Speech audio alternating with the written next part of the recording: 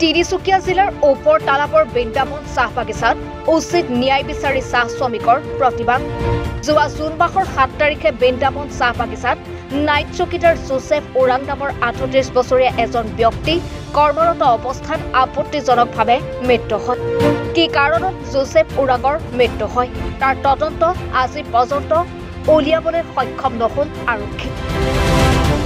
Joseph ওৰাঙৰ মৃত্যুক আত্মহত্যাৰ ৰূপ দিয়াৰ চেষ্টা কৰা হৈছিল পৰিয়াল তথা দল সংগঠনৰ দাবী।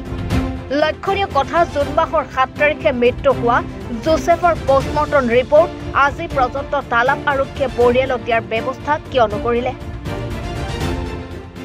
ইংৰাজী 22/7/2024 তাৰিখে আমাৰ এই বৃন্দাবন চাহ বাগিচাত এখনি সভা অনুষ্ঠিত হৈ যায়। এই সভাত আমি জানিব পাৰিছো যে এই বাগানত নাইট চকীদাৰ হিচাপে কৰ্মৰত জোচেফ ওৰাঙক খুব পৰিকল্পিতভাৱে কোনোবা ব্যক্তিয়ে মাৰি ওলমাই দিয়া হৈছিলে আৰু সেই ওলমাই দিয়া সন্দৰ্ভত এটা আলোচনা সভা হৈ গৈছিলে আৰু মালিকক কিছুমান ৰাইজে কিছু সা সুবিধা বিচাৰিছিলে, কিন্তু মালিকে সেই সা সুবিধাবিলাক একেবাৰে তেওঁ দিবলৈ অমান্তি হল। তাৰপিছত এই বাগিচাত বাৰম্বাৰ মালিকজনে শ্ৰমিক ৰাইজক প্ৰতাৰণা কৰি আহিছে। কোনো ধৰণৰ সা সুবিধা ইয়াত নাই, না মেডিকেলৰ ব্যৱস্থা আছে, না মেডিকেললৈ লৈ যোৱাৰ বাহনৰ ব্যৱস্থা আছে, না চাহ শ্ৰমিকৰ কাৰণে জিৰণি চৰা আছে, না একো ব্যৱস্থা নাই। মুঠতে তেওঁ অকল চাহ শ্ৰমিকক তেওঁ গৰু ছাগলীৰ নিচিনা ব্যৱহাৰ কৰিছে, তেওঁলোকৰ লগত কোনো সম্বন্ধ নাই। আনকি আজি যিটো ঘৰত মৃত্যু হল সেই মৃত্যু হৈ যোৱা ঘৰত সমবেদনা জ্ঞাপন কৰিবৰ কাৰণে মেনেজাৰৰ পৰ্যন্ত কোনো ব্যক্তি তেওঁৰ ঘৰত উপস্থিত নহল। সেইকাৰণে আমি অসম চাহজনী ছাত্ৰ সন্থাই দুখ প্ৰকাশ কৰিছো, এই বাগিচা শ্ৰমিক ইউনিয়নে আমি দুখ প্ৰকাশ কৰিছো আৰু অনতিপলমে অহা ইংৰাজী 24/7/2024 তাৰিখে আমি মালিকক এই বাগিচাত সভাত উপস্থিত হবৰ কাৰণে অনুৰোধ জনাইছো। অন্যথা তেওঁ যদি এই অনুৰোধক তেওঁ অৱমাননা কৰে বা তেওঁ উপস্থিত নাথাকে তেন্তে 25 তাৰিখ 2024 লৈকে আমি অনিৰ্দিষ্টকালীন আমি বাগিচা শ্ৰমিক ৰাইজে ইচ্ছাকৃতভাৱে কৰ্মবিৰতি ঘোষণা কৰিব আৰু উক্ত কৰ্মবিৰতি সময়ছোৱাত যিসকল শ্ৰমিক কৰ্মবিৰতি ঘোষণা কৰিব সেই চাহ শ্ৰমিকৰ তেওঁলোকে প্ৰাপ্ত মজুৰি দিব লাগিব।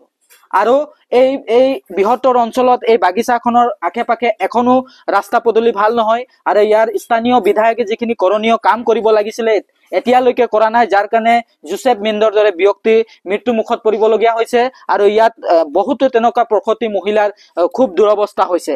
গতিকে তেওঁকো আমি এই আপোনালোকৰ চেনেলৰ জৰিয়তে আহ্বান জনাইছো যে এই অঞ্চলত তেওঁ চকু দিয়ক আৰু যি ৰাস্তা পদূলি আছে, বিদ্যালয়সমূহ আছে, তেওঁলোকে সেই বিদ্যালয়ৰ ৰাস্তা পদূলিবিলাক ঠিক ঠাক কৰাৰ ব্যৱস্থা কৰক।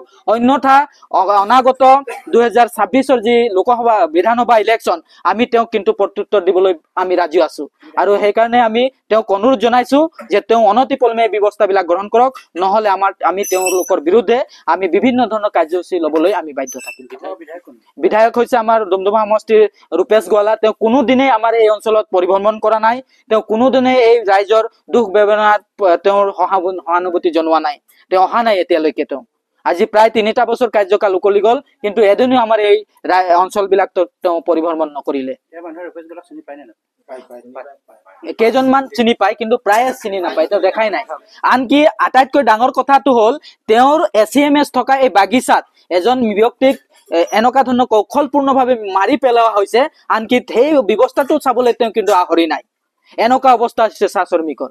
তেওঁ আনকি চেণ্ট্ৰেলৰ এজন চাহ মজদুৰ সংঘৰ কেন্দ্ৰীয় সম্পাদক, তেওঁ এই অৱস্থা আৰু এওঁলোকৰ ইউনিটে বাৰম্বাৰ তেওঁলোকক জনাইছে বিষয়টো, তথাপিও তেওঁলোকৰ বিভাগীয় কৰ্তৃপক্ষ ইয়াত কিন্তু এই দুখৰ সময়ত সমভাগী হোৱা নাই। ইয়াতকৈ আৰু দুখিত আৰু লজ্জাজনক বিষয় কি হব পাৰে? নিশা নাইট চকীদাৰ হিচাপে ডিউটি কৰা ব্যক্তিজনক পুৱা মৃত অৱস্থাত ৰাইজে প্ৰত্যক্ষ কৰে। দল সংগঠন তথা পৰিয়ালৰ এটাই দাবী যে ডিউটি কৰি থকা অৱস্থাত কোনো লোকে জোচেফক হত্যা কৰি থৈ গৈছিল। আইনৰ পৰা বাচিবলৈ আত্মহত্যাৰ ৰূপ দিয়া হৈছে। বৃন্দাবন চাহ বাগিচাৰ মালিক কিশোৰ আগৰৱালত এটাই দাবী, নিজৰ চাহ বাগিচাৰ শ্ৰমিক এজনৰ মৃত্যু হোৱাৰ পিছতো পৰিয়ালৰ লোকক সৎকাৰৰ বাবে এটকা এটাও নিদিলে।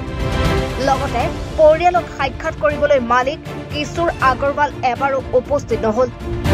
কি কাৰণত বৃন্দাবন চাহ বাগিচাৰ মালিকজন আঁতৰি আছে, সেইবাবে প্ৰশ্ন উত্থাপিত হৈছে।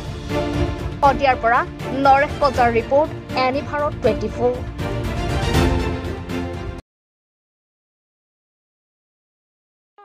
ৰব আপুনি যে এটা অপৰাধ কৰিবলৈ গৈ আছে আপুনি জানেনে এই নাবালিকা গৰাকীক এতিয়াই বিয়াত বহুৱাটো যে এটা অপৰাধ আপুনি জানেনে অপৰাধ কেনেকৈ মোৰ ছোৱালী মোৰ কথা তুমি যিয়েই নোকোৱা ভূঞা 18 বছৰৰ তলৰ যিকোনো কন্যা সন্তানৰ বিয়া দিলেই আইনগতভাৱে এক দণ্ডনীয় অপৰাধ বিয়া দিয়াজন যিমান দায়ী বিয়া পতাজনো সমানে দায়ী এতিয়া তাই পঢ়া শুনা কৰাৰ বয়স খেলা ধূলা কৰাৰ বয়স তাই খেলিবলৈ দিয়ক পঢ়িবলৈ দিয়ক আৰু চাব এদিন আপুনি তাইক লৈ গৌৰৱ অনুভৱ কৰিব পাৰিব এতিয়াই তাইক সংসাৰৰ বোজা দি তাইৰ ভৱিষ্যত জীৱনটো অন্ধকাৰ কৰাৰ অধিকাৰ তোমাৰ জানো আছে মোৰ ভুল হৈ গ'ল মাজনী মোক ক্ষমা কৰিবা শিক্ষা ল'ৰা ছোৱালী উভয়ৰে প্ৰাপ্য আৰু অধিকাৰ আপোনাৰ কন্যা সন্তানক তাইৰ এই প্ৰাপ্যৰ পৰা বঞ্চিত নকৰাব বাল্য বিবাহ ভাৰতীয় আইনৰ দ্বাৰা বিহিত এক দণ্ডনীয় অপৰাধ এনে অপৰাধ কৰি আপোনাৰ কন্যা সন্তানৰ ভৱিষ্যত অন্ধকাৰৰ মাজলৈ ঠেলি নিদিব